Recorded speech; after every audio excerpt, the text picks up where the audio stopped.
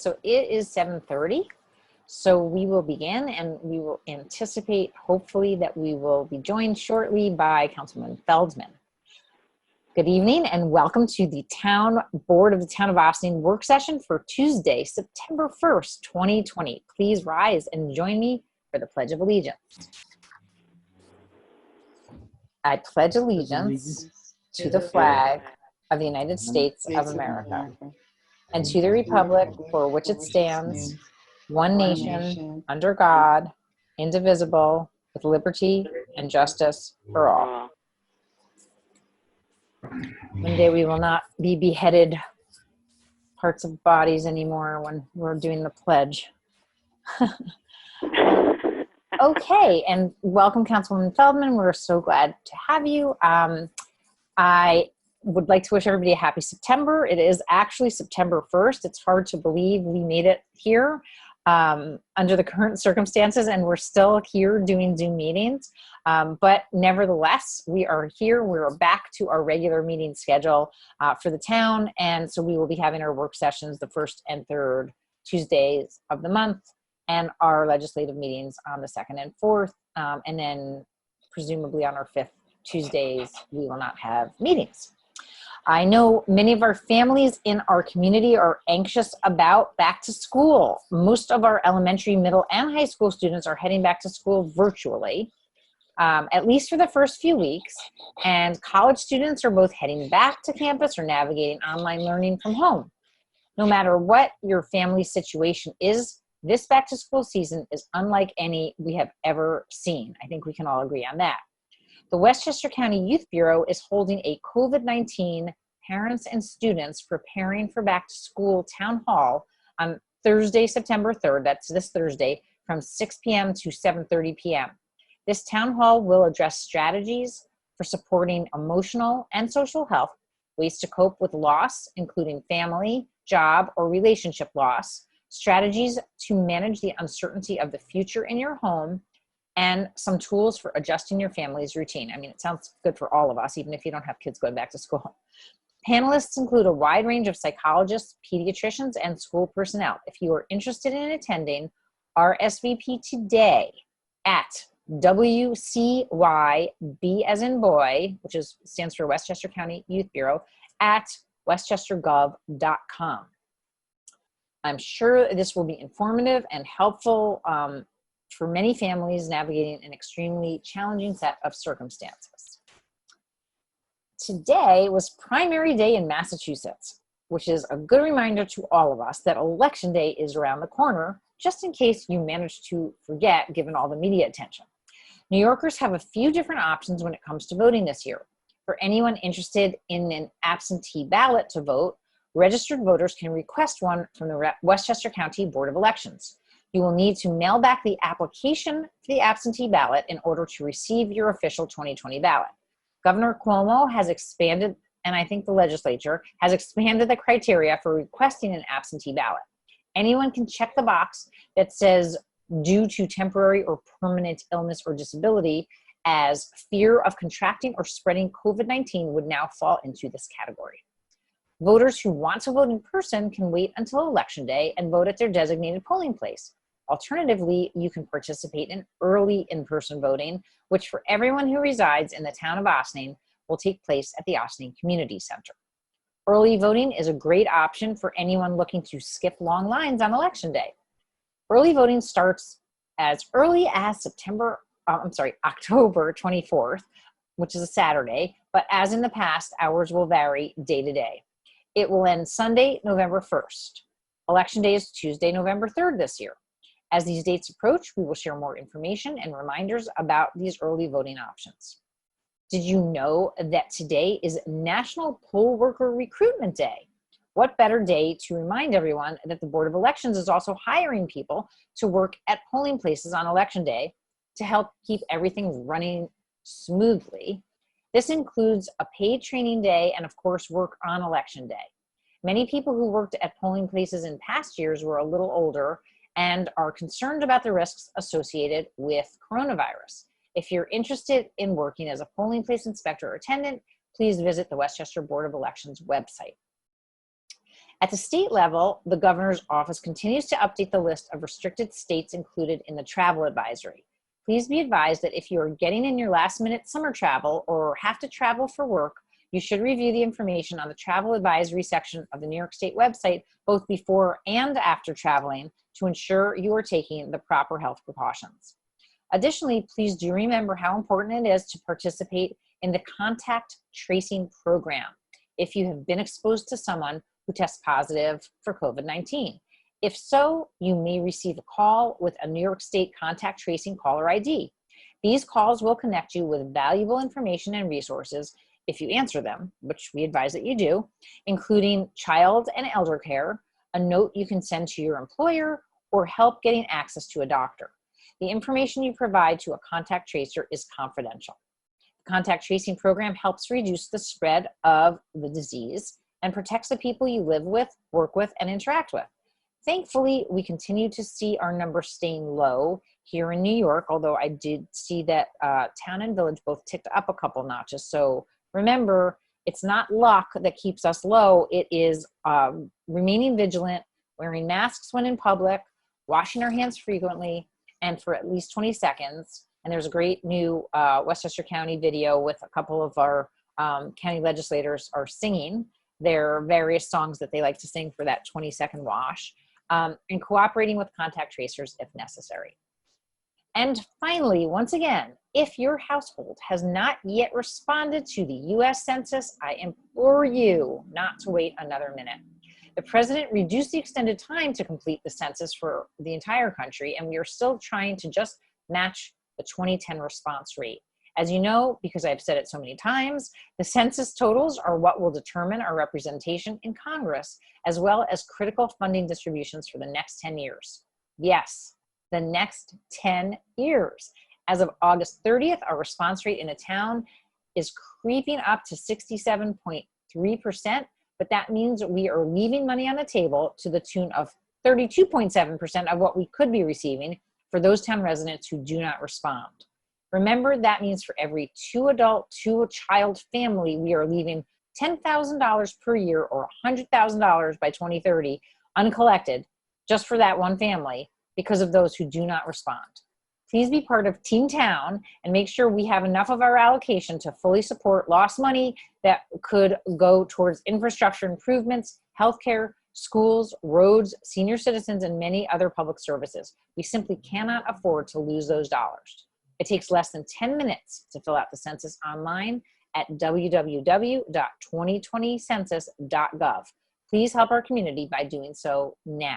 If you haven't done so already, which I imagine anybody watching this must have, because you must be just so tired of hearing me say it. And that's it for my announcements. Do any of my board colleagues have any other announcements that they would like to share? No. And I'm seeing shaking heads no. And no, I don't see Greg Meyer's head, but I'm guessing he's shaking it in the no direction. Okay, fantastic. With that, we are going to get into our work session agenda. And the first thing on agenda is a report from our Recreation Advisory Board. President is Pat Yost, chair, I'm not exactly sure what. And he shared this report with the village board recently.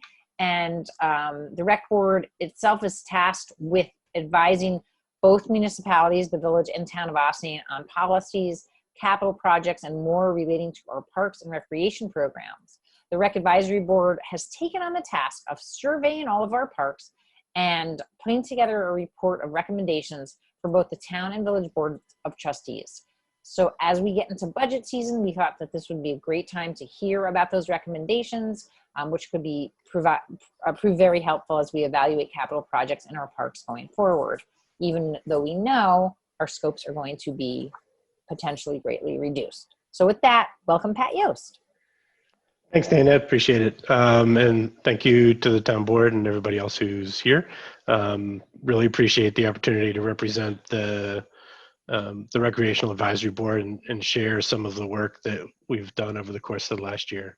What I'll do is I'll go ahead and I'll share my screen and for everybody who's watching. I'll go ahead and I'll page through the presentation And I believe a copy was forwarded to y'all earlier today, so you can follow, however you wish from that perspective. Feel free to jump in, ask questions as I go, and we'll go from there.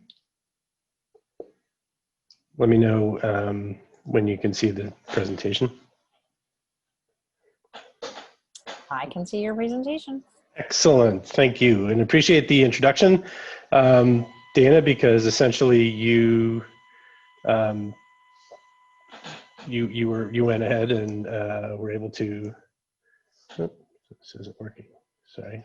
Did I shorten your presentation by at least like a minute?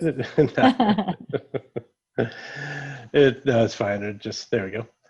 You shortened it by a slide, basically, Okay. because you went through the purpose of the Recreational Advisory Board. One thing that you didn't cover, explicitly, is that this is an interesting advisory board, because this is one of the few boards that actually includes representatives from both the town and the village. Villages. Yeah, exactly. Yeah. So it's fairly interesting, and I think it's great because it's a great opportunity to kind of integrate and share and share best practices and share knowledge and really kind of come up with what's best for the whole community, which I think is fantastic. We have liaisons from both the village and the town boards. Jackie is the liaison from a town's perspective, and Rika is the current liaison from the village. And Bill Garrison, the superintendent, I believe I saw him join. He plays a key part in helping the advisory board get through its work, get through the agendas, and does a great job really kind of coaching us along from that perspective. Hi, okay. Bill. I didn't see he joined, so welcome. I thought I saw him pop in there. So what we wanted to do, and we really started this over a year ago. One of the things that the advisory board does is kind of in June at the end of the spring season, we tour some parks, and so the June tour last year was when we really started this process, which was, we said, look, we've got a great set of assets for the whole community.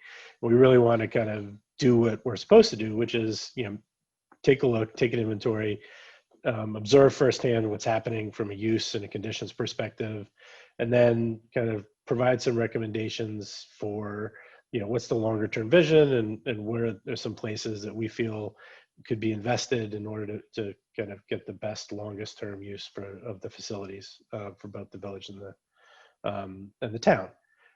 It's taken a year. It's a volunteer board. It takes a while to do this. It's a fairly substantial process, and then we've collated the findings, and we're going through and representing our findings to y'all today.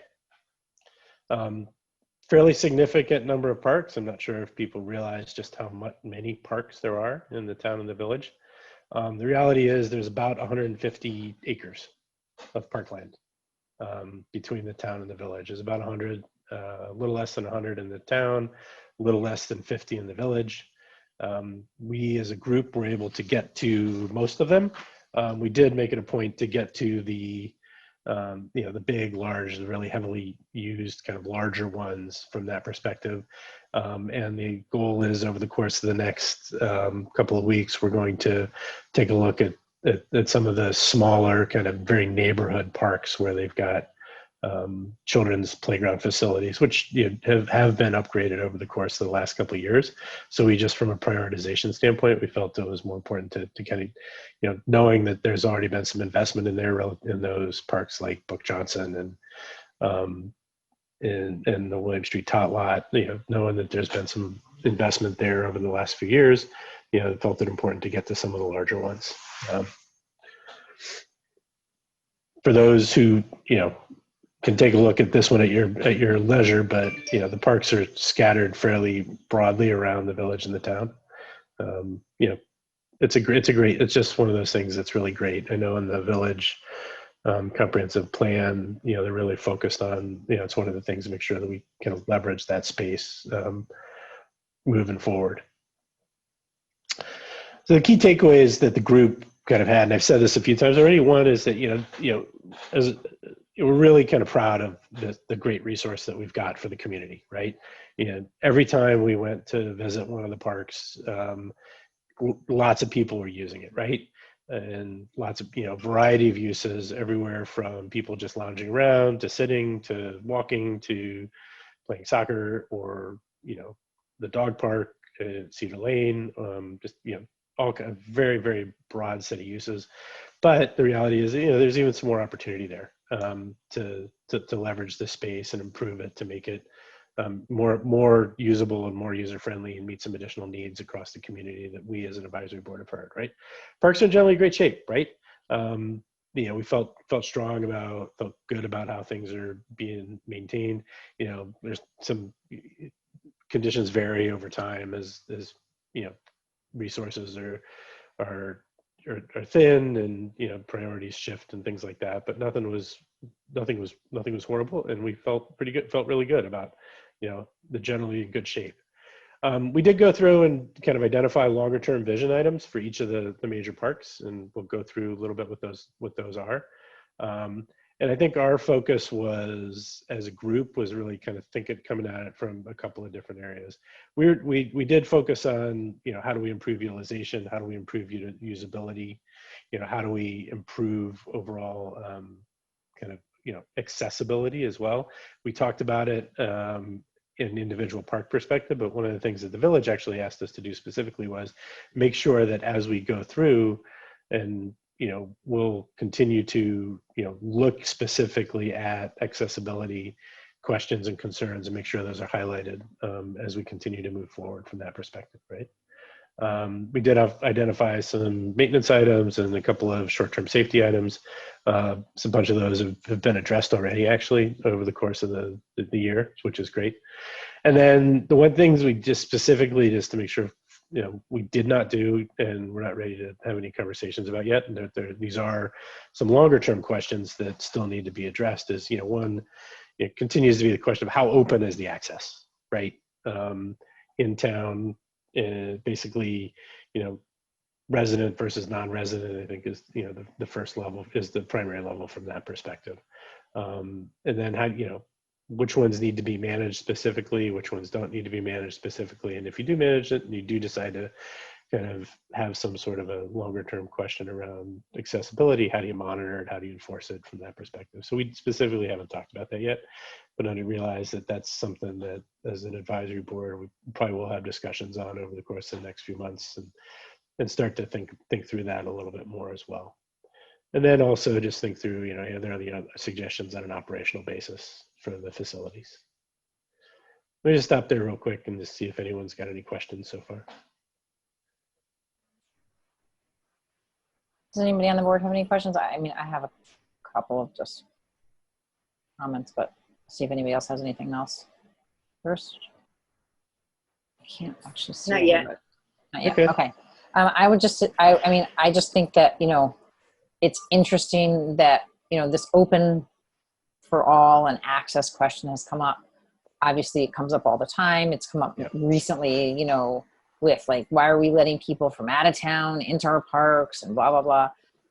And on the flip side, we just see Briarcliff. I know there were a lot of people who weren't thrilled that parks like Macy Park were only available to Briarcliff residents. And recently Briarcliff changed their policy on that park. So as we look and think about access, I think, we really need to think long and hard about if limiting access is actually really what we want to do with our open spaces. I understand people's perspective. Well, it's the tax-paying public. I get it. But, if we want to be able to use other people's parks too, and you want to take a nice walk and Snasqua, or play at the playground at Macy because it happens to be convenient for you. Those are, it's really, I think it's complicated. We really want, to station law enforcement there and have to get into a brouhaha over like who has, who people showing ID. I think it's a really complicated question. So I sure hope that all of those issues, I'm sure they are going to be considered as you think about those recommendations, but just saying. Yeah, and I think so. It's slippery slope. It is. And I think the group generally understands the complexity of it, and that's why we just haven't taken it on yet, right? But understand that it is a question that's out there, and but the reality is it comes up all the time, right? Right. And so it should come down one way or the other. Personally, and I think there are actually processes in place to manage use right now, and to make sure that in facilities that residents get first use, right, which is actually great. Sure. Which is certainly for programs and rentals. Yeah. Exactly right. So the process in place to do that already, but leave it open, for folks outside. Yes. I do think it's. I think where it's come up, for at least I've seen it come up most recently, is clearly at the waterfront, which is a fantastic asset, wonderful place. Need to keep it. Need to continue to use it and build upon that great asset. But there are challenges, right? Absolutely. Yeah. I will now be quiet. That's fine. This is intended to be two ways, right? So it's good. Okay. The next page is, we're not going to go through this in detail, but just so you know that there actually wasn't a single page which said what happens at all the parks. And so this is kind of a neat little resource that this, and along with the kind of like the project list, which is later on, and you probably saw, these are living documents, right? And the intent is that these are something that Bill's got the kind of copies of, from a master copy of, and as we make changes or as we update things, this will continue to be updated. It's a living document, right? Which shows that there's significant amount of activities that are out there. Where I have one question on this page. Sure. No fishing at Lewis Ingle? Yeah, okay, yep, we can put that there. The other place where I need to put that in, that I didn't do after the village one, I forgot to do that, was actually at Vets. People fish in the pond at Vets too. So, yep. Thank you.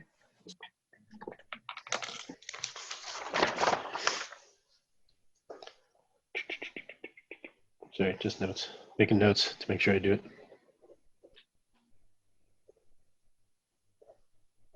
Do people fish at Ryder? I have never seen anybody fishing, and I don't know if there are fish in that pond.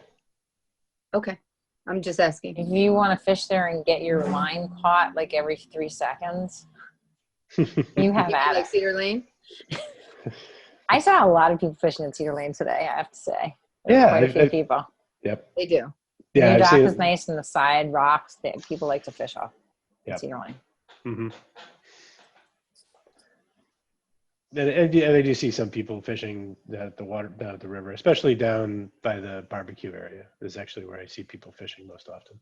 Oh, off of the pier. They fish off the piers all the time. Off the piers, though. yeah. All the time. Okay. That's good. Yeah. All right. So, I think, and it just shows the variety of uses that we have, right? From that perspective. And yeah, I also, while we're talking about these little corrections, it says garden at Ryder. I think that should be at Cedar Lane.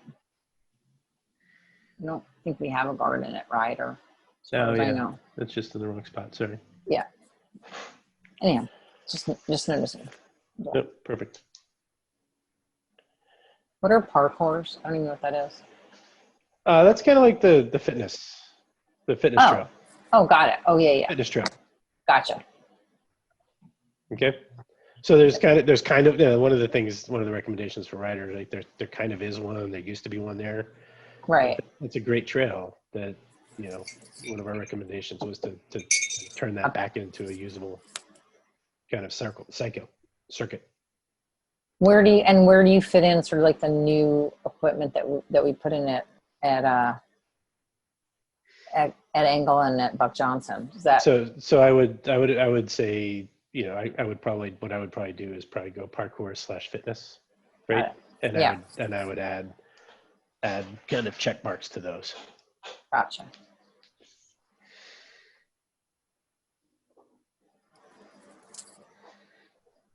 I think that's the best way to do it, because the intent is the same there, right? Yeah. Mm-hmm.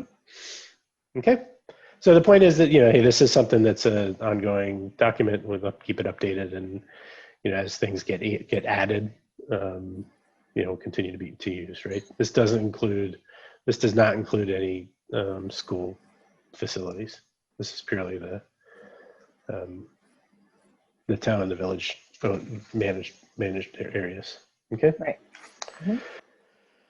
So what we did is I'll skim forward real quick just to show you what we have. So for each of the parks, what we had a group that went to each of the parks, and we kind of spent an hour and a half kind of walking around, talking about each one. For each of the parks, there is a page like this, the one that I'm showing now. It's as an example. I'm not going to go through it, but it's kind of like, hey, what do we see? What are the current activities? What are some of the observations and comments, and then what are the key vision points that we have for each of the parks, right? So we've got them for Cedar Lane, Lewis Engle, and then I've also included the detail for the village as well, so that you all can take a look and see what that might look like. Okay. But what I thought I'd do is the best use of time, so we're not using too much time, is just kind of really quickly go through the park specific kind of summaries, right? And I'll try and do this in 5 to 8 minutes or so, and kind of go from there. So Ryder, we talked a little bit about, great mixed use facility. Our perspective was that, keep it as we call it mixed use, right? There's a whole bunch of family friendly activity there. You've got the pavilion, you've got the play area, you've got some tennis, which clearly needs some work. You've got a basketball court, which has been worked on over the course of the last couple of years. You've got a baseball softball complex, which is bluntly one of the better ones in the area. It is getting a huge amount of use. And so our suggestion was that you maintain that and just kind of continue to focus on that. We thought that improvements to the walking path, the fitness loop, would be a great way to to continue to use it as family friendly, so that while people are doing something, people can walk around. Thought that down near the baseball area and softball areas, some sort of a small pavilion down there by the bathrooms would kind of really be, especially in hot summer days and when families are there with kids, gives them a little bit of space and some place to get out of the sun. Thought that would be good. There's some low fences down at the baseball complex. And we also really thought that it was important to get that upper pavilion sort of play space kind of finished. The fenced in area, which is still rough right there. Okay. Understand that there's a large project to address the tennis court, but do think that there's a need for that on that side of town to try and get that done. Yeah. Yep. Just so you know, we are going to try to do a quick fix to the tennis court that's going to be less expensive and hopefully have it ready for spring as we try to figure out a funding mechanism to do the bigger fix. Got it. Oh, okay. That's good. Because that was actually one of our priorities coming out, was to try and get that taken care of. So, which is great. Yeah. Cedar Lane is, less formally used, but a huge wide variety of uses. You've got the community gardens, you got pickup soccer, you've got the walking path, you've got the dog walk up there. There's another pavilion. This is the kind of like the last big, underutilized space out there, which is that big back grass field, which is a significant potential for incremental space to be used. But it is used for football. Right, but that's just for 2 months of the year. Right, okay. Right, so there's, all of the spring and all of the summer where that really doesn't get used much and doesn't get programmed at all. Yes. So that was our perspective on the use of it, right?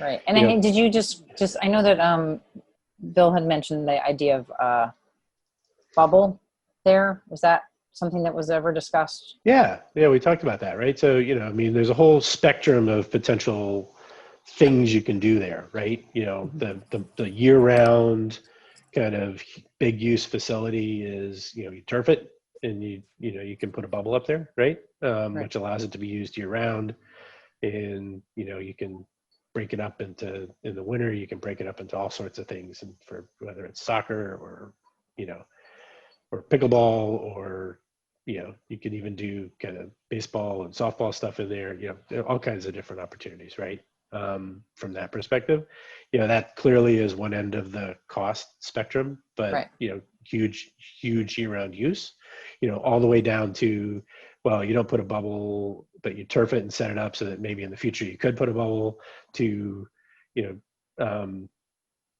basically kind of digging it up and kind of leveling it and making sure that the drainage is right, because it's pretty rough in there if you walk across it, right? Mm-hmm. To just, improving it from a grass perspective, and, kind of upgrading the cage at the one end, and you can mark it appropriately and line it for full-size soccer field, because there actually isn't a full-size soccer field anywhere, other than the high school, which, gets a lot of use, but it's not a, public use kind of a place for a lot of that. So we talked about all those, right? And we talked about all the different options there. So did you have any thoughts on the field behind the pavilion? There's another field up there on the second tier. no, we didn't really think through that a lot in depth. We can bring that up and talk through it a little bit, right? I'm not even sure. Okay. I mean, it's just an open field, so I just wondered if they had any recommendations, or you had any recommendations. No, we can definitely talk through that, though, right? Depending on how big it is.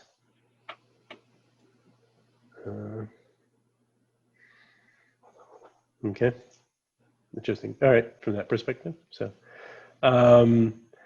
clearly that dilapidated building is a long-term issue and it's a potential safety concern.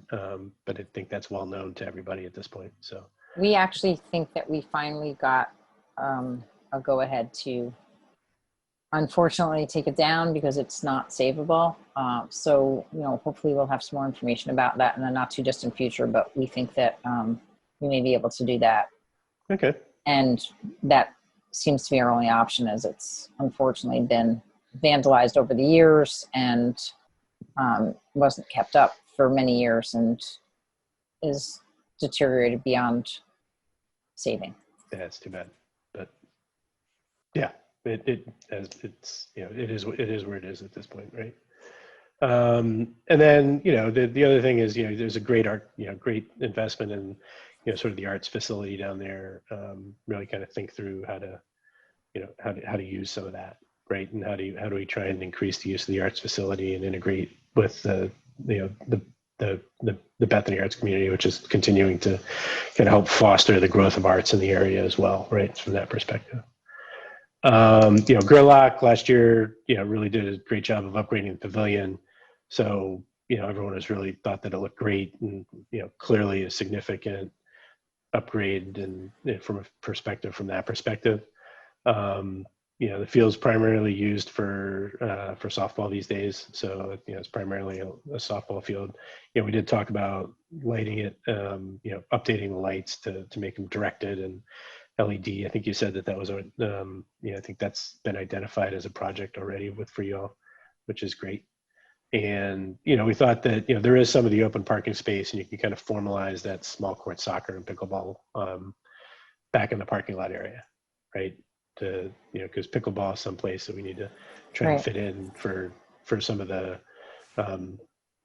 there's definitely an interest in that across the town and the village these days. And so, making sure that there are places to do that in the summer outdoors, where people can get some air, and is great. And then, kind of formalizing the pickup soccer game area where it happens already. Right. So we did install the multi-use gaming area. Unfortunately, we haven't been able to pave it yet. But as soon as we can line it for multiple uses. Yeah. Just to be clear, so that it could, it can be used for basketball, it could be used for street soccer, it could be used for pickleball, etc. We have the capability to do that, and I believe that the size is also there. So we're hopeful. And we are looking, just so you know, we're looking, if there are some other options, places to put pickleball. I mean, it seems to me like it would make sense to double line the tennis courts at wider, if that's doable. I don't think it's, or even theoretically where we, the that's now a basketball court at Ryder could also be pickleball. I think actually Mario measured it and said that you might be, I don't know if you could just fit one court there or two. I don't know, Bill, you might have measured it too, to take a look at that. But, just sort of looking at, ways to have alternate uses. I know that Briarcliff tennis courts, they also have as basketball courts. So I think that, hopefully the interests don't compete at the same time. But I think that if, there are ways to find multiple uses as one thing comes into popularity and another thing kind of segues out of popularity, it's good to have options. Okay. I think that'd be great. Right. And I do think that, I think that at Ryder, that's probably just one direction on the what I call the basketball court now. Right. You can probably fit one court. That sounds right. Yeah. I think that makes sense. Yeah. Mm-hmm. Which would be good, right? So if you put one there, you put one at Cedar Lane, you put, so there are a couple that are available for rental, for reservation, to just follow the reservation system, just like tennis, right? So, you don't have there for at Ryder in your, I think on the other slide is the Gaga pit. Right, that's kind of bundled in with playgrounds. The Girl Scouts installed that last year. It got a lot of use. I don't know if it got as much use this year, but it got a lot of use last year, and it actually was damaged by the storm recently and fixed up. So we're still looking at the problem that you were talking about with just so you know, with the area next to the pavilion, the game area next to the pavilion, where we wanted to put turf, it is astronomically expensive. It is out of this world expensive. So we keep trying to find a good base that would not be, that's affordable. Okay. Just so you know. Got it. Okay. Okay. Cool. All right. No, that's good. And I'll kind of relay that back to the board and when we have our meeting. And yeah, I mean, I can send you the estimates that we got from the company for all the different bases, base floorings or whatever. Okay. Very cool. That's it. The information would be great. If Bill's got it, he can share sort of what that information kind of looks like, right? I'm sure. We'll do. Okay, so that's great. Right. Buck Johnson, you upgraded the playground facilities. The local neighborhood use is great. Lewis Engel, we talked a little bit about, but we didn't get too much detail because we know that the town board and you folks are kind of pushing along. You've got a project and you're kind of thinking through as a board, kind of really how to best use that and kind of move forward with that. Totally agree that it needs to maintain open use. Kind of need to maintain, kind of like understand kind of the rules of the road, but how to manage it from that perspective. Integrate with I think it's important to sort of integrate it with the village plan and how to use Henry Gordine and how to link them together, right? Because the reality is there's no easily defined walkway actually from one part to the other. So if you go and you kind of walk north or walk south, there's actually not a walkway to get from one to the other, even though there's places to walk. So there's not a clear path. And so that was just one thing that was fairly interesting to us as we walked across the waterfront from that perspective. So, and then we haven't gotten out to Sally Swope yet. So. Well, go tomorrow. It looks a little bit better today. Yeah.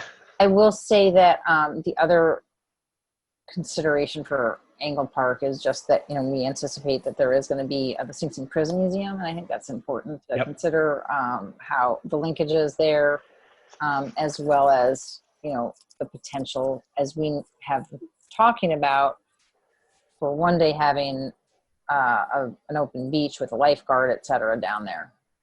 Yep.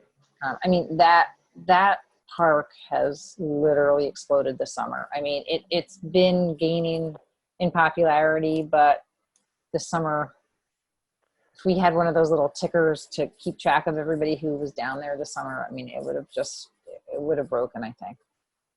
It was so well utilized this summer. And the spray park, I mean, even with all of the people wearing their masks and or not wearing a mask, but hopefully they were wearing their masks. Just having the ability to be outside, to be on the water, is certainly something that we know is an incredible asset that we have in the town. Yeah, it really is, right? And it's the we were just my wife and I were down there the other day in the evening, and it's both, we walked from one end to the other, just a huge amount of use, right? Both at Engel, at Gordine, even walking all along westerly up to the north end to the boathouse restaurant was huge amount of use up there the day that we were walking along as well, right? So I think just kind of shows that the potential for the space, right? Which for us is great, right? For us as an organization, we think that that's really important to continue to use the waterfront. So Absolutely. okay, yep, all right. So the kind of the next steps, right? So we talked a little bit about this. We're going to get to the parks that we haven't completed yet. We're going to go back to Buck Johnson and take a look at Sally Swope. We're going to continue to finalize the reporting process so that we've done the town, we've done the village.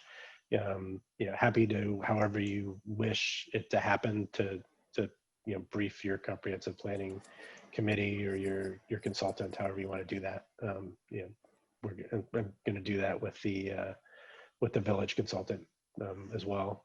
And then we went and we kind of suggested some priorities, right? We know that the budget's tight, and the tennis and the basketball courts at Ryder we felt were important to kind of make some changes to. Thought those would be visible, right? The ball field pavilion, and then at Cedar Lane, come through and think through how to use the athletic field, the grass area, which is a big asset longer term, right? And then there you can see the village area, village parts that we really wanted to kind of focus in on. One other thing that the village requested that we do specifically, just given the nature of kind of like the budgeting, things are tight, right? We know who knows what's going to happen over the next 12 to 24 months, given everything that has happened in the last 6, right? They specifically asked us to think through low cost, high impact, high visibility items that can be included in the budget, right? So we're going to take some time at the next board meeting, at the advisory board meeting, to think through those, and so we'll do that from a town perspective as well. Okay, in addition to the priorities that we've got. And go ahead. Yeah, go ahead. No, and then I was just going to say, and then the ask is, I think part of the value of having a document like this, a living document like this, with kind of like a list of potential projects, is that it keeps it in front of everybody, so that if kind of creative funding options come up, or if creative kind of grant opportunities come up, people just say, oh wait, what, we talked about that. Hey, we've got some place where we can use that kind of money, right? Mm-hmm. And I think just from your request that you kind of keep that in your mind as you continue to look at funding options, right? Just given where things are, and then continue to discuss the long-term use and monitoring stuff. Right. Yeah. I mean, I have a question about the ball field pavilion. That is something that I've never really heard about. You're listing it as like a key priority for like short term. I wouldn't have thought of it as such. I would have thought of it as like a nice to have and not a have to have, where there's a lot of other have to haves. Can you explain a little bit? You mentioned shade in a shady area. Which yes. So I think. Sorry, we're having a birthday competition party there. Well, no, we're having a birthday party at 8:30. Okay. People are starting to get here. Okay.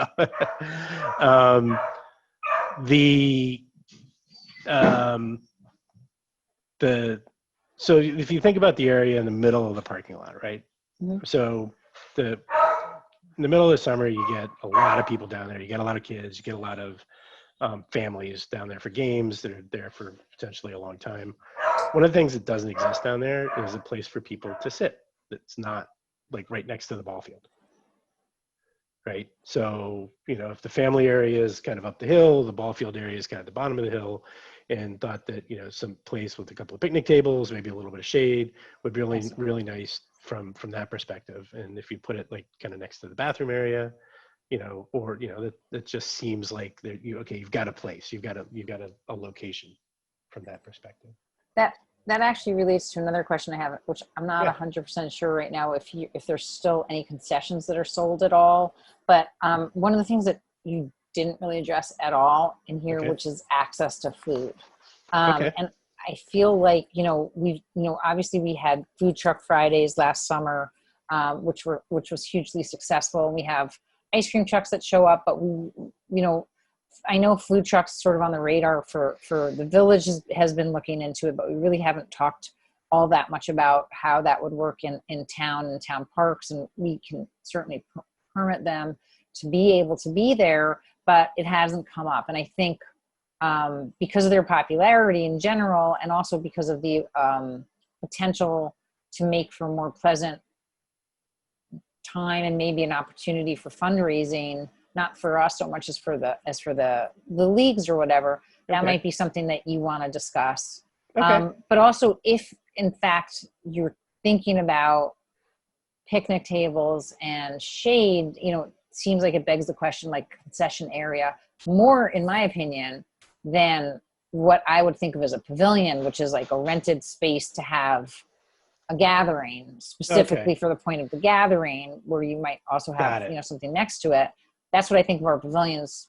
Okay, so it might be a terminology use, because we weren't thinking like a big huge pavilion to duplicate what's already up top.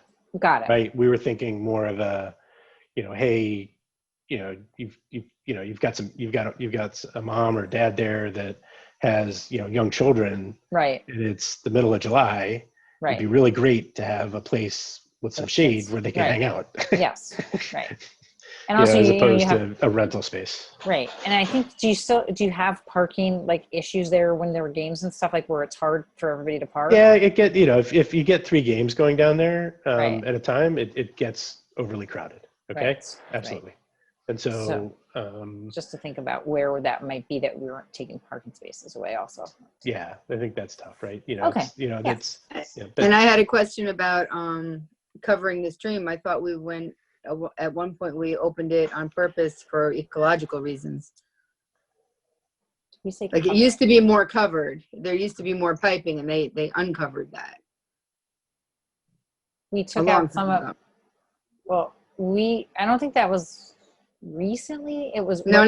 That was probably 25, 30 years ago. They uncovered it for daylighting stream kind of reasons, and there used to be a little more walking bridges over it, but correct. And those kind of fell apart. So then, and it's a lot of the growth has filled in, which is probably just because of invasive species and other sorts of things like that, taking over. So I think that's a bigger discussion. Yeah, which is fine, which, totally understand, right? So that's, okay. Yeah. So that was kind of it, right? And then the next page is just, I'm not going to go through this in detail, but it's I'll update this with the information from earlier, Dana.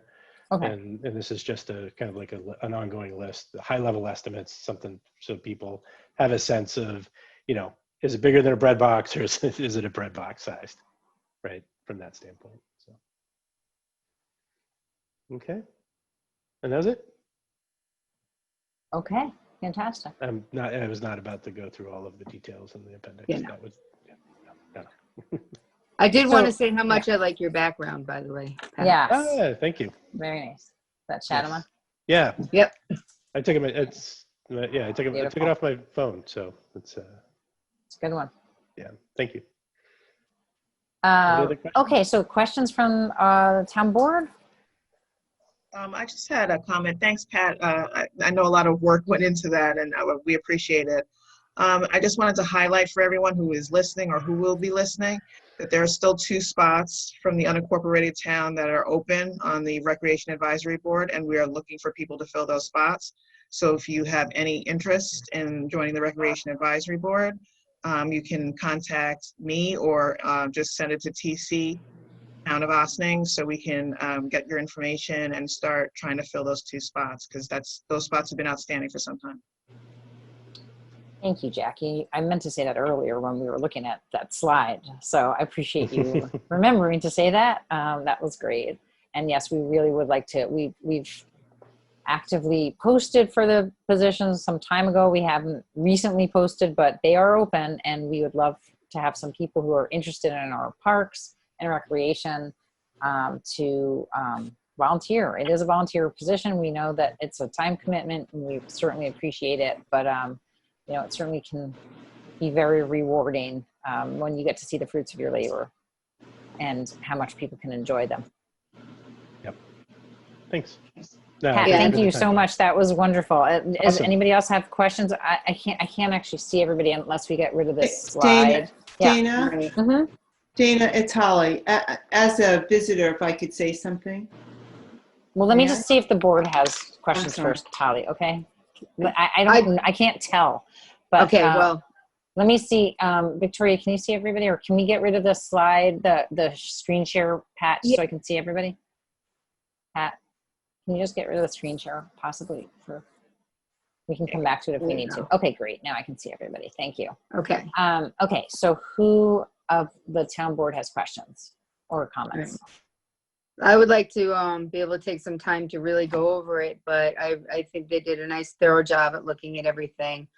Obviously we have budgetary concerns, but I really appreciate all the work that went into this, and I look forward to taking a nice hard look at it.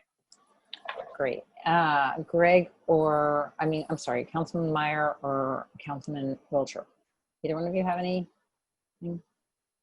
I just no, thank you. I'll take a look at the presentation more in depth, but thank you. Okay. And I just want to say thank you to Pat, and but I'd like to go over this, see this so I can read it over. Okay. And if you have any questions after you've taken a look at it in detail, feel free to reach out.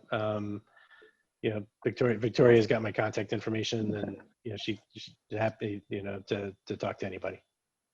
I would just like to also, before we open it up to, I'll allow Holly to comment because we're not opening this up to the public. But before I do, I just want to ask Bill Garrison, who's Superintendent of Parks and Recreation for the village and also of Recreation for the town, if you want to add anything, and also just comment on your fantastic background, which I believe is the brand new spray pad at the Recreation Center, correct? Yes, it is. It's the we just got it installed last week. It's the new spray pad next to the pool. So we're very happy to have that. And we also had another couple projects doing redoing the skate park and the basketball court at Snowden Park and the basketball court at Vets Park. So we had a number of projects going on this summer that we're finishing up on. I want to thank Pat and the Recreation Advisory Board for doing all this, because I think it's really important, because there is so much you can do in every one of our parks in the village and the town.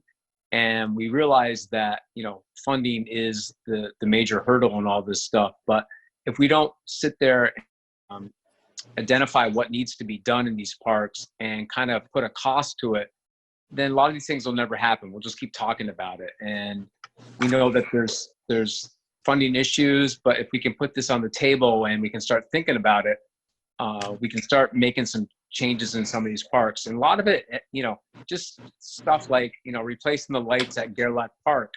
That's a huge thing, because not only is it very expensive, but those are old lights. Now we can get LED lights, but the poles have to be replaced. And there's issues regarding like fencing that, fencing is very expensive, but a lot of our parks need new fencing. Those fences are 30, 40 years old.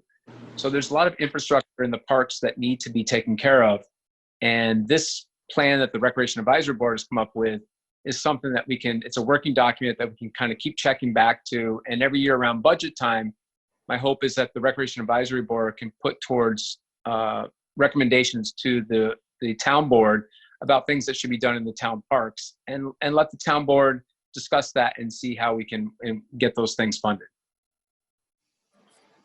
Well, I very much appreciate that.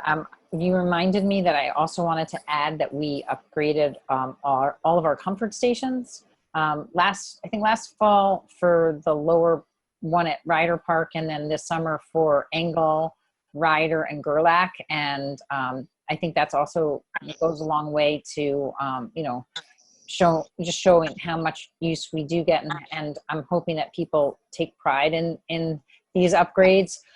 My personal idea is that we need a WPA program in our localities, and it should focus on infrastructure improvements, local infrastructure improvements like parks improvements, because we can put people back to work, you know, through this pandemic, and hopefully get to the other side of this, what we expect to be already seeing the down economy.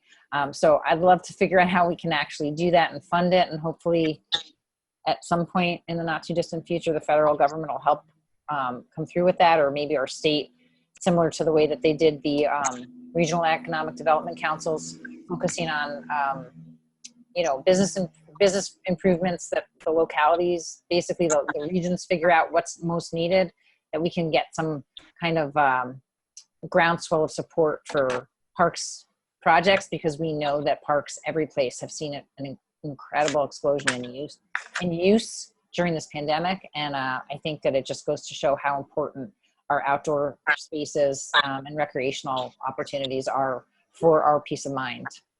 So thank you, Pat, so much for taking the lead. Thank you, Councilwoman Shaw, for your work as a liaison and keeping us up to speed on what's going on, and also to our Superintendent of Parks and Rec, Bill Garrison, for your leadership as well. Now, Honorable Holly Perlowitz, did you have a comment? I did, just really quickly. I wanted to hold up that I have this, that I've been using. My grandchildren and my daughter and son-in-law needed a break. So on Saturday and Sunday morning, we would take them, we made a list, you know, we went through and checked off and went to each park. And I think it's a really great idea to float out to people for their young kids to just go. I mean, there's 17 parks. Mm-hmm. We didn't go to all of them. I would also suggest maybe taking a kid along when you go for your tours, because they really have opinions about things that are good or bad. Absolutely. For example, Buck Johnson Park, she loved it, but there were no swings. Yes. And I got myself into a lot of trouble because I put her feet into the rings, and she went home and told her mother that that she went on a foot swing. And I got a call like, what's a foot swing, you know? So I didn't use the equipment correct. I'm sorry, Bill. I probably did that. So I think taking a kid along would be a good idea, suggesting that families just do this as an activity. I also wanted to tell you, when we got done with the Ossene parks, we started looking at Croton because they were close by, and they do have a policy where you're not allowed to go in unless you're a Croton resident.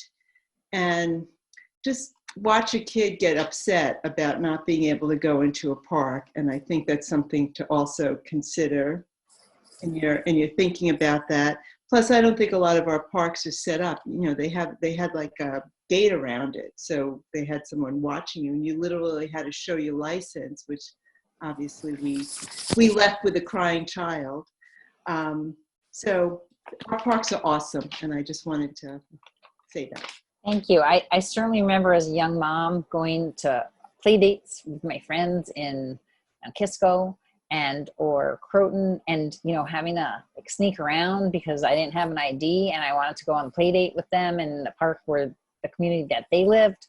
It's complicated. So I think that, you know, as I said, it's a very slippery slope, Pat, to look at that kind of use and restrictions. And you know, we have ball games that are played from people coming from all different places and playing each other. I don't know. I don't really think that we've seen the world come to an end because we've had our parks open to everybody and not limited. I understand, again, people's concerns, but I think the me, my doesn't always serve us so well, personally. It's my personal belief. So anyhow, with that, I thank you very much. Are there any final comments? If not, we're going to move on to our next topic. Okay. Thank you very much. Okay, thanks so much. And we have our Our Senior Nutrition Program Site Director, Kathy Asaro, is here. She is the phone. She's coming via phone, and she's here for a departmental report. Our senior program has truly been on the front lines of the pandemic, making sure our Austin seniors are safe and also well fed. We've not been offering in-person programming since March, or maybe it might have been April, but we are excited to hear from Kathy about her plans to begin transitioning to some small, socially distanced in-person activities so that our seniors can get out for some much needed yet still safe socialization and see the friends that they are missing so much. So Ms. Asaro, would you like to give us your departmental report, please? Sure. Good evening, everyone. Since the sudden shutdown of the senior center, it was Friday, the 13th of March, because of COVID. We just started delivering meals. We couldn't have anyone in the center safely, so we deliver 50 senior meals a day to Austin, Briarcliff, Scarborough Manor. We are also receiving extra funding for doing this during a pandemic, so that's a good thing.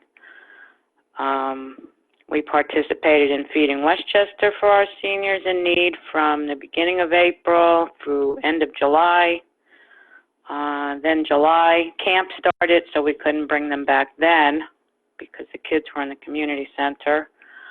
And then there were rumors of possibility of schools needing the use of the space as well. So that deal fell through, thank God. Now we can bring the seniors back into the center. So we are trying to put in place a plan to safely bring them back, starting hopefully next week, a little bit at a time, like small groups at a time, just so they could come in and just be there with each other. You know, just to socialize for now. They can't eat there, so we were thinking of ordering them food along with the food that we send home to the seniors that are homebound, and bringing a hot meal home with them so they can eat it at home when they leave. We went to visit Mariondale, which was a good thing, because we were worried that we would be sharing a space with kids again for the fall, and that was a very good experience. They showed us around. Me, Dana, two of my coworkers went and visited, and they showed us a nice big room where we could gather with the seniors, you know, if we needed the space. There was a kitchen. It was a little smaller than ours, but we could have made it work. You know, just to get away from the community center and away from people so the seniors could be safe. And there was a bathroom. There was space for offices, you know. It was nice. They had outdoor space and all of that. But that's a dream for the future, I guess. And after a week of getting excited about that, we are now back to the community center. So starting next week, if all goes well, according to our new plan, we'll be bringing our seniors back in. We put a safety protocol procedure in place. I put it on paper. I'll send it to you, Dana. And we did safety protocols for the vehicles. You know, will be sanitized. They'll have to wear a mask before they get in the vehicle, temperature taken, have their hands sanitized before entering the vehicle. We'll do a 2-passenger limit if the ride is 10 minutes or less. If it's more than 10 minutes, we'll just do 1 passenger. Keeping windows partially open for fresh air and ventilation. And before they even get picked up, we're going to make a call from the center to ask them questions about, you know, if they've been exposed, or all the health questions that they ask at the front door as the people come in for the pool and other whatever they're doing. So anyway, that's our story. That's what we're going to plan on doing, and hopefully it works. Hopefully we keep everybody safe. I just wanted to mention, too, that we are delivering taxi coupons to anybody who needs that are 70 and older. We also have farmer market coupons, $20 for eligible seniors 60 and over.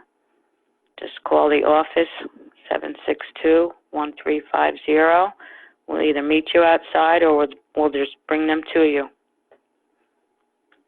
So that's where we're at for now. Thanks, Kathy. You guys have been doing a yeoman's job, and also you've been making phone calls to seniors every day. Yes. Talking to them, checking up on them, making sure that they're okay, giving them something to look forward to. I think, one of the things that you've talked to me about, at least, is how much they miss each other, and they really miss coming together to see their friends. So they really do. It's going to be really nice to, I know that you and Debbie and Lynn have all measured out the space to figure out how you can keep everybody socially distanced. Right. And, we did that. Right. And we did just hear, I think today or yesterday, that the schools and the village weren't able to actually figure out a plan to use the rec. So we can stay with our program there.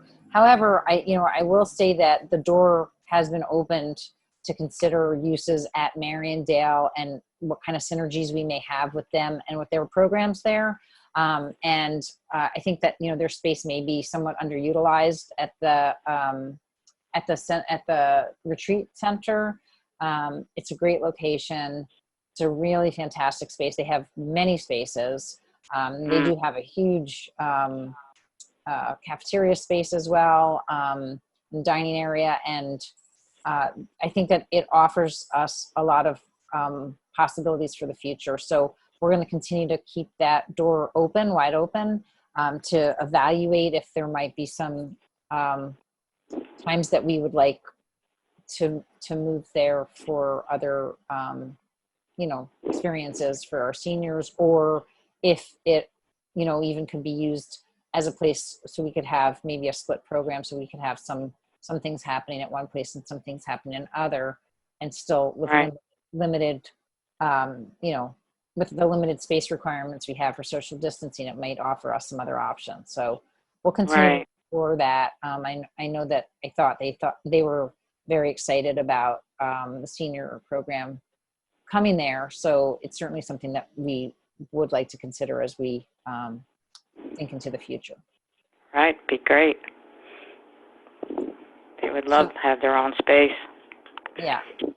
So thanks again for keeping everybody safe and healthy, and continuing to be in touch with us. And hopefully we'll be able to offer expanded opportunities. And I know one of our neighbors, I think not in Dobbs, but in Tarrytown, conducted a survey of what other senior programs were doing around the county. And I think pretty much everybody except for Newcastle is in the same place as we are. Newcastle introduced programming starting in July with some kind of social opportunities. And again, nobody's really feeding their seniors.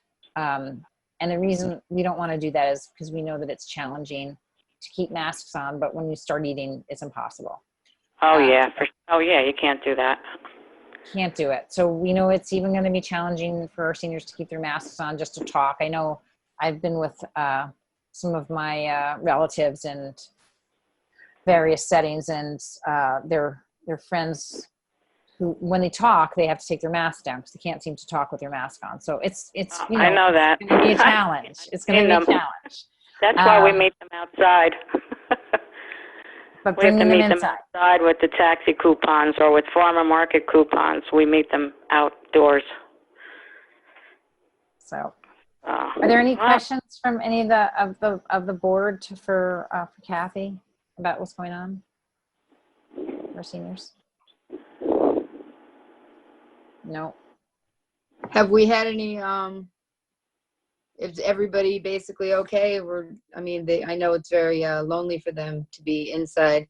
but you guys have Yes. been calling them. Are they doing okay? Were we able to give them Everybody's doing information good. They about just everything keep that they asking. needed? Yes, Angela's doing all that. Angela's handling all the calls to the seniors.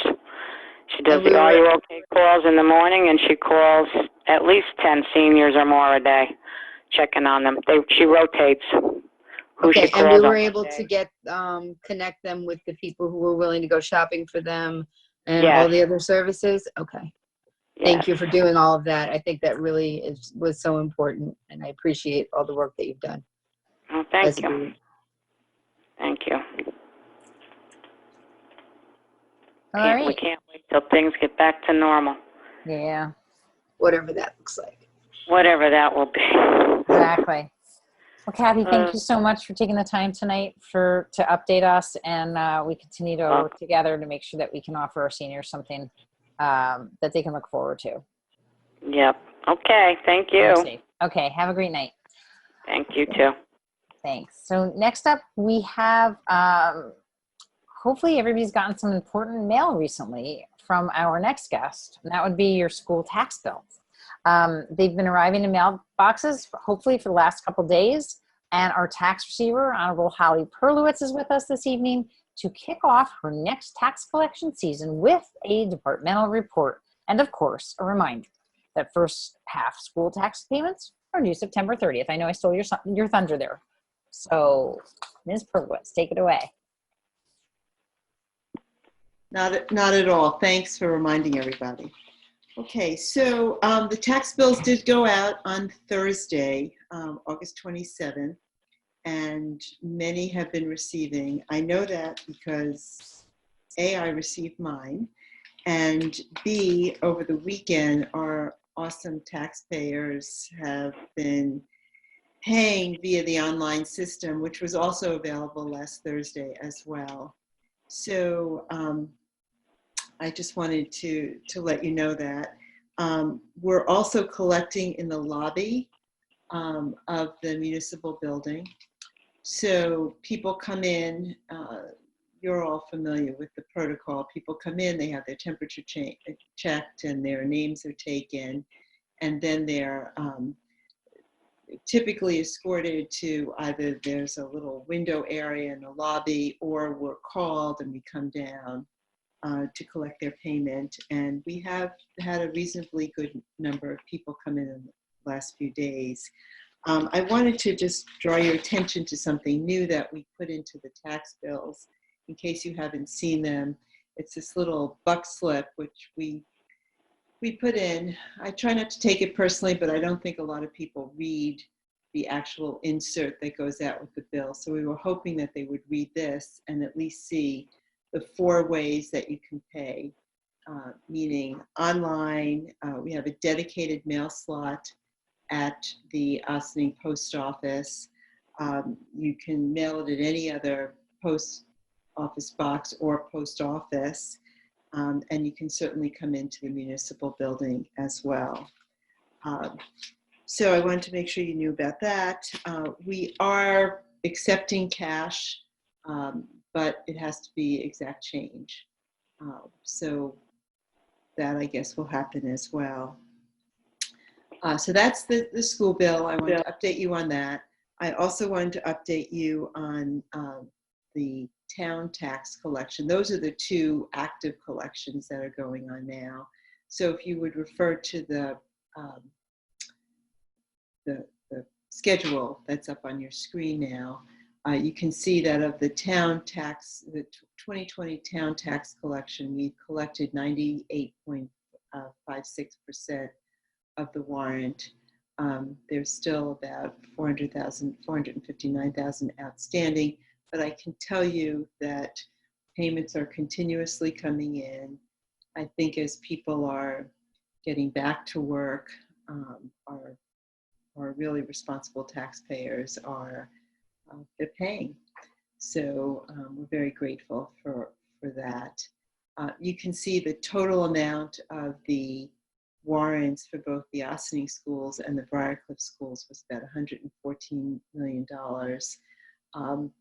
And you can see, if you look at the 3rd column, collections made, we've already on that on that warrant, we've already collected over $980,000 just since Thursday. So I know we've got a whole lot more to go, but again, you know I love my taxpayers, and they're doing a great job of paying using the online system. Now, if I could bring you down to the delinquent tax liens, I wanted to also focus in on those. So in July, we turned over, and you all know this, but we turned over any unpaid taxes for 2019. So any of the town and county taxes in 2019 and any of the school. This lien rollover that we call it amounted to $1,792,000, and it consisted of 138 properties. You can see, if you focus down to the 2020 line, you can see that we've already collected $154,000 of that. So again, people were notified, and they're paying, I believe, as they can on our residential properties. I also wanted to, in addition to, with the addition of the 2020 lien, that brings our total delinquent taxes to $2,415,000. And I just wanted to sort of give you an overview of what that consists of. So if you focus in on the bottom of the page, you can see that our largest delinquencies are posted below, but I wanted to sort of take off the top, the ones that we know about. And that's that we currently have 9 taxpayers, 13 parcels, because one taxpayer has 4 parcels that are under a payment plan that's been approved by the town, and they're paying consistent with the terms. We also have 2 properties that will go to auction once the final judgment is approved by the judge. I'm told that the courts are just very delayed on these matters, and we just have to wait. When that does happen, when we do get the final judgment signed off by the judge, we are prepared to arrange for an online auction. And I don't know exactly when it will be. Again, it's very much dependent upon getting the final judgment from the signed off by the judge. So that between the payment plan and those 2 properties, that accounts for about 12% of our delinquent loans. But then if you focus down a little bit further, you'll see that there are 5 commercial properties that account for about 45% of our outstanding delinquent taxes. And I just wanted to make sure that you knew about that. I am fairly familiar with at least what's going on with 2 of them, and fairly confident that they'll be resolved, certainly in the near future. And the other 3 we're sort of gathering information on. The Research Center on National Conservation, that's located in Briarcliff, so the village of Briarcliff is also very much affected by this. So together we're sharing information that we can gather, but still frankly do not have a good contact regarding that property.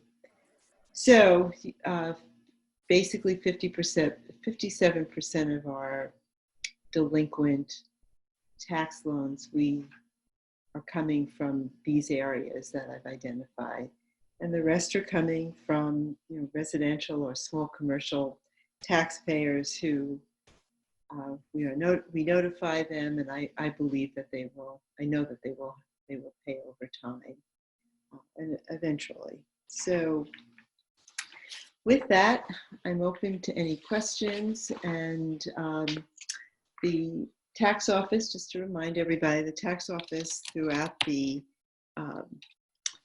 pandemic has been working, perhaps at times a little bit differently because we weren't in the office for a period of time, consistently every day, all of us. But now we're back full strength, and there to take calls and obviously visits with people in the lobby. Right. So just to remind everybody that the hours for coming in. Yes, thank you, Dana. The hours for coming in are between 9 and 2:30. And Monday through Friday. Monday through Friday. Right. And then do you want to just talk a little bit about the options for payment, how people can pay again? I know that's always helpful. Okay, well, I know you have it in your little box slip, but. I do. So the online system is very active and very easy. And I have encouraged people. I sent out we have close to 2,700 people signed up for our email blasts. And I sent something out on Thursday letting everybody know that the bills were available online and the various ways that they could pay.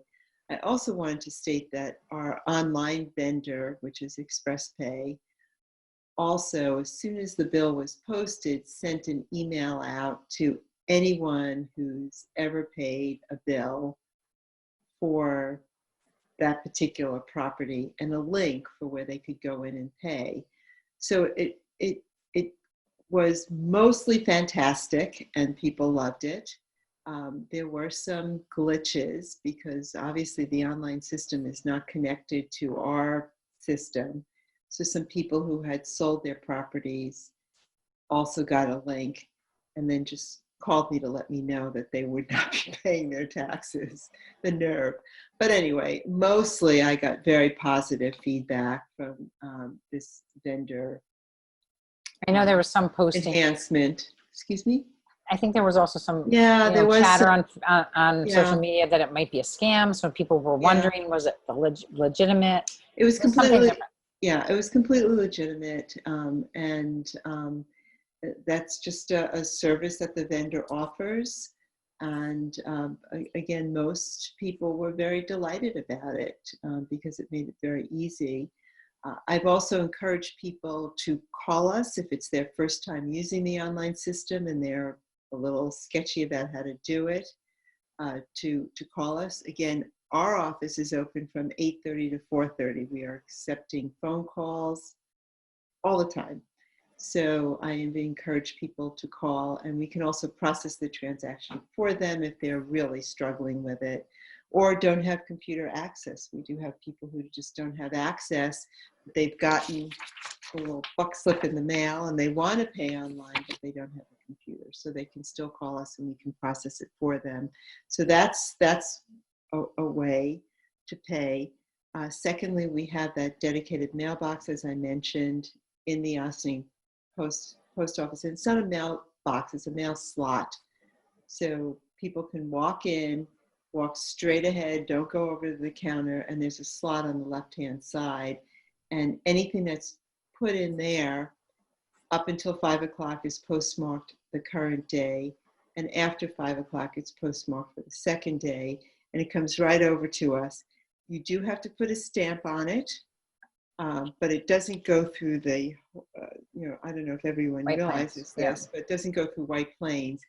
Any mailbox that you put something in, even if you're mailing it a block away, goes through White Plains and goes through various, obviously important checks, but goes through other checks and goes through White Plains. So that's the second way. You can also mail it at any mailbox or any post office. And we do have a lot of out-of-town people who are sheltering out of town at second homes or with relatives, particularly our senior population is often staying with relatives away, and they've been calling. So we've been able to email their bills electronically if they want to see them, or email to their children. And you know, every situation is different. But again, they can mail from any post office or post box. And then the fourth way is in the lobby, as I mentioned, and Dana. In the lobby, in person. The only thing I would just remind people is if you do decide to put your trust in the United States Postal Service, that you also call the office to actually check and make sure that it was received timely. Because if not, unfortunately, if it was postmarked, great, but sometimes it doesn't always work out that way. And I know that you have the wall of shame of all the horror stories of people who insist that they mailed it. I mean, we had one person who mailed something in Briarcliff where they hand stamped it, and it never made it. It never made it to us. Never, ever, ever. And, so you want to make sure. Yeah, and as you know, sometimes things show up months later, or we've even had something that showed up 3 years later, Right. which is insane to me, but yet it happens. Right. The other way of doing it, obviously, is to check your checking account to see that it's been debited. Right. That's the other way, right. And then you don't have to call because you know the money's coming out. Right. One other thing is if you ask your bank to pay, whatever everyone calls bill pay, if you ask your bank to pay, recognize that your bank immediately debits your account. However, they wait and they accumulate multiple requests to pay something to the town of Ossining, and then they batch them together, for lack of a better term. So we may get one envelope from one particular bank. I'm not going to pick on any banks, but one particular bank that may have 25 checks in it. But the 25 taxpayers requested that their checks be sent to us over a 1 week period of time. So I always encourage people that if you're going to pay via your bank, bill pay, using their service, that you check with me and make sure that it's been received, because particularly at the end of the penalty-free period, they do not use a postmark, and therefore it's deemed received whenever I do physically receive it in the office. So I also want to tell you that we have my deputy Patty Cunningham is there all the time as well, and as we also have a part-timer who's there for a few hours during the course of the week, named Angela, who's very helpful. Any questions that I might have? Dana, Victoria, anything that you can think of that I missed? No, I just wanted to make sure that everybody knew about the payment methods and Great, thank you. the lobby, and we're very appreciative of all the hard work. Oh, I did have one other question. I feel like last time you spoke to us, it was right before the July 15th deadline. I was just curious how many people took advantage of the July 15th deadline where they had to show that they had a hardship due to COVID. Do you have any idea? Off the top of I don't have the exact numbers. Right. It was about 60. People. 60, okay. It was about 60 people. Interesting. Yeah. Okay. Well, it's not as many as one would have thought, but yeah. Certainly, and we haven't heard anything about delays yet for any of the school payments without penalties. So we'll have to continue to see how that goes. Just so everybody knows, when taxes aren't paid for, to the schools, the town still has to pay them to the school districts. So we still have to make the school districts whole, as we say, for the amounts that we don't receive, which makes it kind of difficult for us to continue to do all the things that we need to do, because we have to come up with that money. And sometimes I know that in the last recession, the town did have to go out for short-term borrowing to make sure that they could pay the bills to the school districts. So that's just another thing to consider. If you can't pay your taxes on time, it does have a snowball effect, I guess you could say. School and also the county. And county as well, yes. But I was just mentioning school since that's what's up now. And it's certainly the larger of the absolutely of the items. Absolutely. Any questions from the town board for our tax receiver? Thank you for a wonderful, thorough job as usual, Holly, and for all the changes that you've gone through and for doing a great job through it all. So absolutely appreciate your dedication and hard work. Thank you. Yes, thanks. Holly, just keep up the good works. That's all I can say. Thank you. I And we will. can- yes, we appreciate it. And maybe we can just pull down the screen share. Thank you. Just to see. Okay. Everybody good? Fantastic. Thanks again, Holly, very, very much. Okay, so next up on our list is not that, but our planning consultant, Valerie Menastra, is here to talk to us about our proposed beekeeping legislation in the town of Ossining. The town board started this conversation a few weeks back, and in the meantime, Valerie has begun the process of drafting proposed legislation for the board's review. So I'm going to turn it over to Valerie now to walk us through her draft. Maybe you can tell us a little bit about where you pulled from. I'm guessing that you didn't create this completely from scratch, and No. interesting input. So maybe you talk a little bit about that and then take us through. Okay, great. Thank you. So, so last time I spoke to the town board, we discussed looking into developing bee legislation. One of the conversations that we had was to, create a permit process similar to the Village of Ossining, and to try to keep the permits similar, because technically the town village clerk's office would be dealing with the permitting process, and it sort of makes sense to have them aligned so there's no confusion. One of the things I did look at is the actual Village of Ossining's bee legislation, as well as the Village of Montebello and the town of Greenberg. And the reason the Village of Montebello is actually in Rockland County, but one of the reasons why I looked at that particular legislation is because they actually had some larger properties that were looking to do beekeeping, which is very similar to the situation in the town of Ossining. So between those three different examples of legislation, as well as reaching out to Donna Sherritt, who also provided some additional information or thoughts about a beekeeping legislation, I've come up with what I'm recommending as legislation and parameters for the board to consider.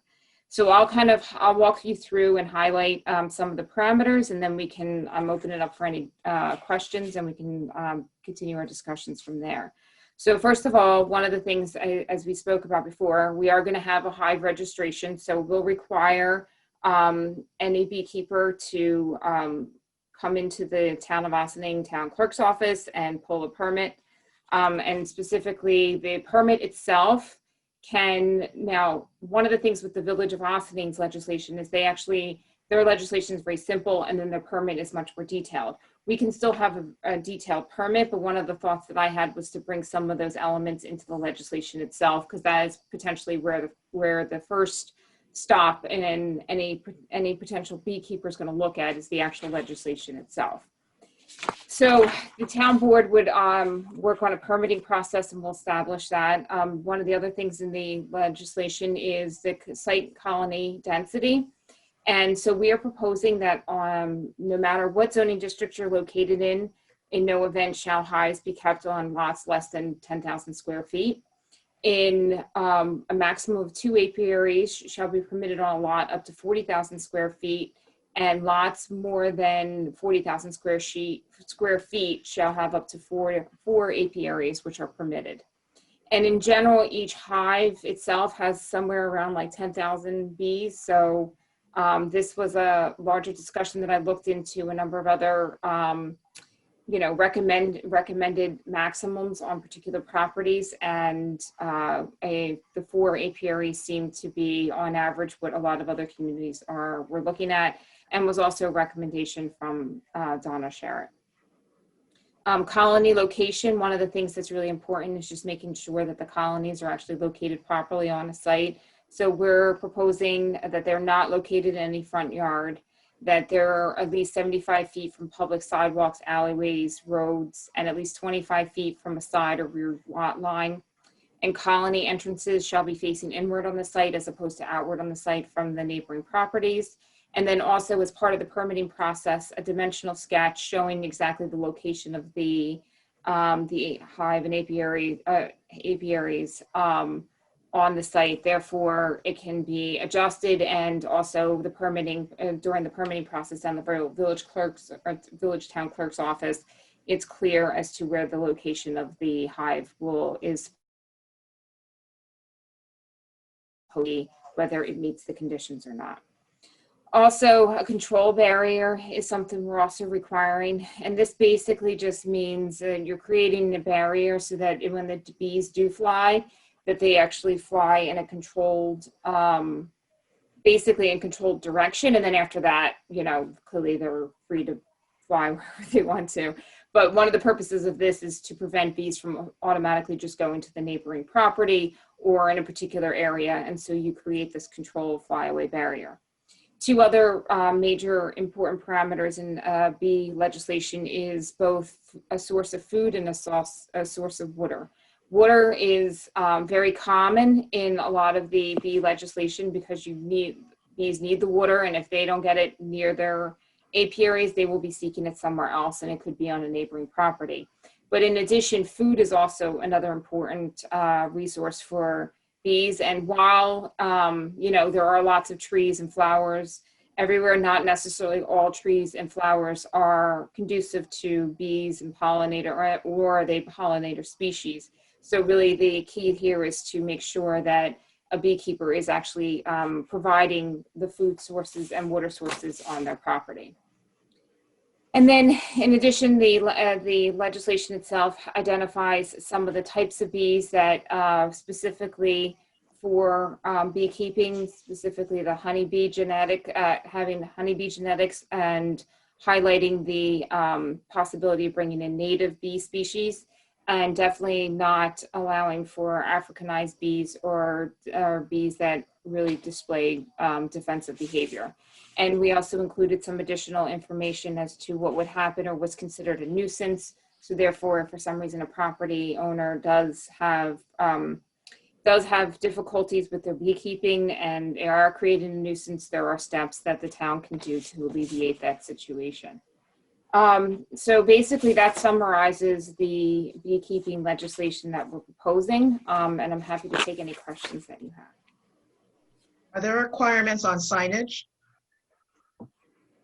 So we do have some requirements in here as to the signage for if there is an emergency, you know, if for some reason there's a swarm and it comes out to the site, that there's signage posted as to who to contact. And then this will also be recorded at the clerk's office as well as part of the permit process. And then as part of the permit process, there will also be emergency contact information as well as owner information. But also I think that, you know, there's specific requirements that these borders have to be around the area so that you can't just wander into where the bees are, right? I think that that's like either hedges or fencing or a mix of the two is required so that people can't just walk up to it and by accident. If that's what you're thinking about for the signage, Jackie, I'm not sure. Is that barrier typically found in legislation?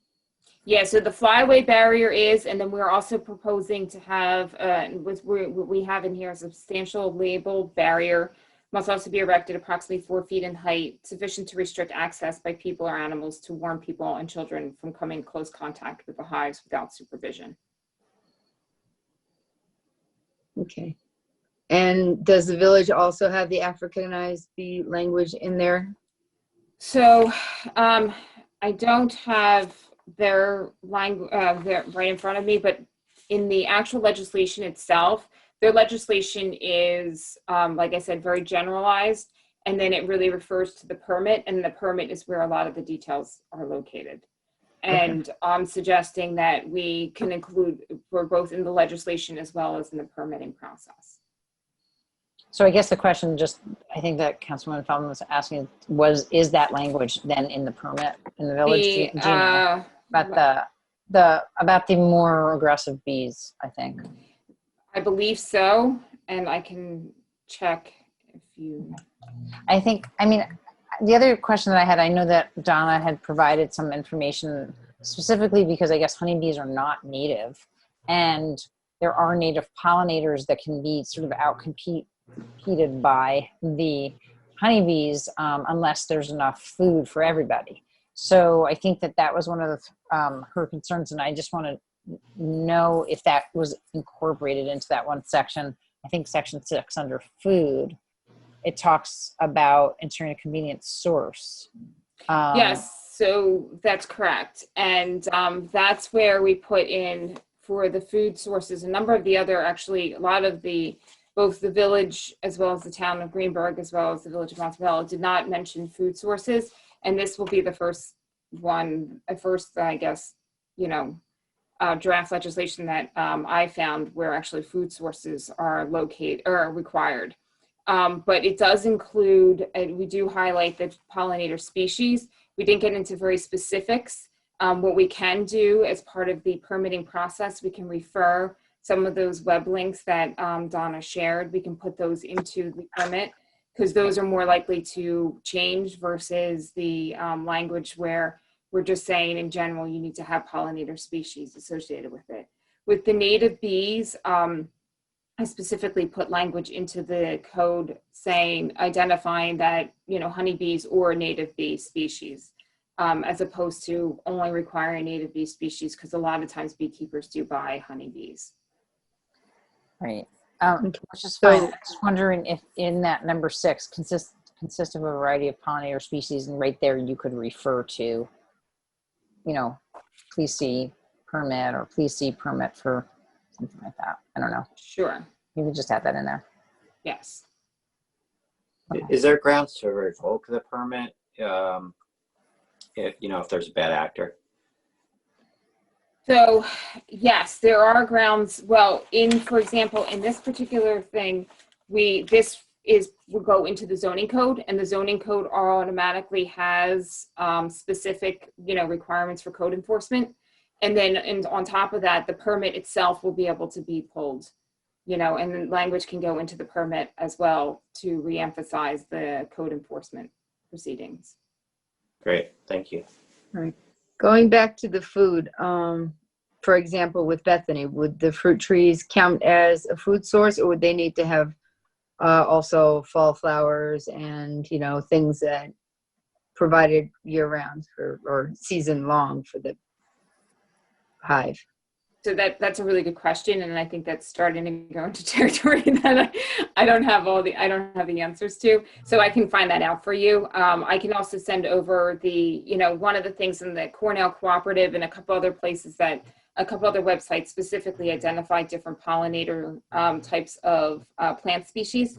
And one of the things that they do, one of the things that I read were they are encouraging pollinator species that bloom throughout the year to be provided. Except for clearly the winter time, in which point, you know, bees go into more or less, I think, like a hibernation type of situation. Okay, I'd like to understand that a little better. Absolutely. Are there any other questions from the board?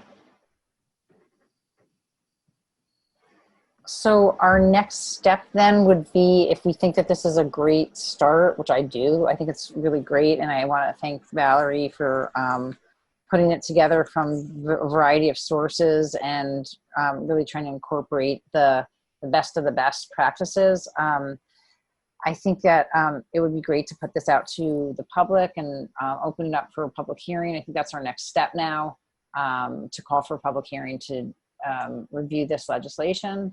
And I will turn it over now to our counsel, Tom and Donna, if you could just take us through the next steps for this in this process. Yeah, so if the board is inclined, you know, it would just be starting the public hearing process. So it's not like you would be married to this version or even a further version, but if the board is inclined to move this forward at your meeting next week, you could adopt a resolution calling for a public hearing to be held at your second legislative session, which I believe is September 22nd. Valerie, since this is going to be in the zoning code, I think we're going to have to refer it to the county planning department, right? Yes, I believe so. We have to wait 30 days for them to get a response to us. before the board can take any action. So the sooner we can do that, the sooner we can kind of keep the ball rolling on that. In the interim, if Valerie wanted to make some changes or get some additional information based upon the discussion tonight, the board can always put it on for a work session for your next work session on September 15th, just to talk about it some more in advance of the public hearing if you want, or you can wait until the first work session in October until you've received comments from the public and then have a work session to discuss everything together. It's really up to the board. But we're looking at probably by the time it goes out to the county, it's going to have to, the public hearing is going to have to be held over till at least your first legislative session in October. Okay. I mean, I'd be fine to wait until after the public hearing to dive back into a work session unless the board would like to review it again before that, before we have that draft. If you think there was anything significant that we didn't discuss or that you think we'd want to continue to discuss before we put it out. What do you think? Go ahead, Jackie. Oh, I was going to say one thing I just wanted to follow up on Liz's question about the village code does not have information on the actual bee species itself. It just says bees cannot be a nuisance. So Okay. you were asking that question. So if that's something you want to look into a little bit more, I can. Thank you. I'm in favor of whatever moves it along. I'm happy to ask or get the rest of the information and talk about it with the public hearing after, before, whatever. Okay. Whatever helps us move it along. Anybody else? Yep, I agree with Liz. Okay. Can I just ask one question if you don't mind? Yes. In the first paragraph, B's, where it talks about the permitting process, it said permit through the clerk's office issued by the building inspector. So in practice, how do we see that working? So in practice, I thought that, clearly the information would come into the clerk's office, it would get filled out there, and then the clerk could send it over to the building department, because ultimately it's going to need to be on file for the clerk's office, but then also at the building department, because they'll be the ones going out there to enforce the situation. I mean, if we feel that it should just be submitted right to the building department, the only reason why I started with the clerk's office is because the Village of Ossing's clerk's office actually issues the permits. Do they go to the village building inspector? I believe so, because the village building inspector is the one who's going to issue the violation. Because we also reached out to the village building inspector to see if they've had any violations or any situations have come up, and they have not. Okay. But I can clarify that process a little bit more. Yeah, let's just make sure that the building department and the clerk are on board with like that. Yeah. Because maybe it makes sense to just keep it in one or the other. And if it was one, it would be the building department. Well, I think there's certainly a building inspector element to this because, like Valerie said, it's in the zoning code, and you're looking just beyond, like with the dog licenses, do they have their rabies? Are they neutered? X, Y, Z. Like here, I think there's some discretionary items for the building inspector to be looking at and determining whether it's appropriate, including setbacks and plans and whatnot. So I think it's a good process.